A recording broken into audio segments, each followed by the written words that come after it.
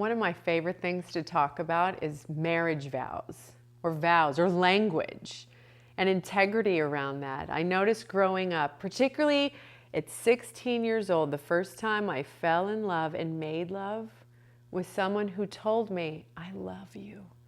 I want to spend the rest of my life with you. I want to marry you. We're soulmates. We'll never not be together. I believe this person. And it was devastating to me as I held on to his leg, seriously, literally, as he slid me across the floor.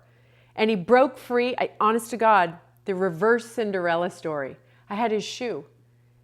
He wanted so bad to get away from me that he left without his shoe. I was crushed.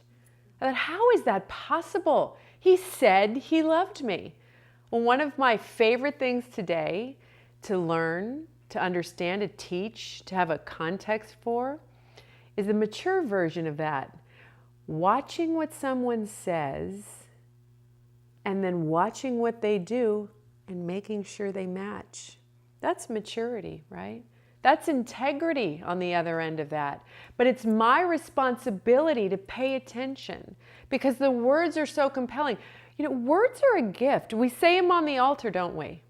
I promise to love you for the rest of my life, before God and everyone, till death do us part. And I notice later on, people will say, well, I meant it at the time. You know, I really did. I was young. I didn't know. And we blow it off. And as a culture, we keep blowing off this incredible gift of language we have, right? These aren't just words. They mean something. They are a part of who we are. And they're a marker for our integrity, yet they're a marker for our integrity, the words we say to each other to create relationship. Yet, so many of us today, we don't want to be responsible for what we say. And we don't have to. What I'm suggesting is we start holding people accountable to what they say. For sure, when we're interviewing for a partner, to watch and listen to what people say and what they do and make sure they match. Because what comes next is the sexual act, which is a great conversation in terms of sacred sexuality. Is there a sacred sexuality? People ask me that all the time. What is sex anymore? Is it just an act of lust? Why is it that most of us feel empty after sex, or we don't even stop to feel empty? We just move to the next sexual experience because we want to feel full. It's different for men and for women. I notice most of my clients and students and myself, for sure, I moved towards the sexual bond because I felt empty, because I felt like I had some sort of a deficit. And if I could merge with you, I would at least temporarily feel better. But the thing is, I wasn't aware of that at the time.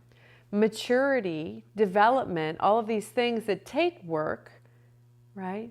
An investment in ourselves, working on ourselves, having a daily practice, involve slowing down before we get involved, before we move towards that act that I think because we see so much of it on TV today, you know, and in the movies, people meet and in 5 minutes they're in the sack and they're having a good time. And we don't see the downside of that later on. Something happens to us when we merge without integrity, when we merge without really being connected to our soul. We feel empty or ripped off. Here's a great litmus test, if you will, for knowing the difference between sex and sacred sex. When you're done being sexual with someone, do you feel better about yourself, intact and secure? That's a good one, secure. Or do you feel insecure or empty over on the other side? Sacred sex leaves you feeling intact. You feel whole. You feel contributed to, and it has a lasting effect. Whereas just sex, which is fine, right? We can engage in sex, but typically we feel empty or depleted or lacking, or we want to climb into the person because we haven't had enough. It's more addictive in nature. And I think it's a good distinction to make.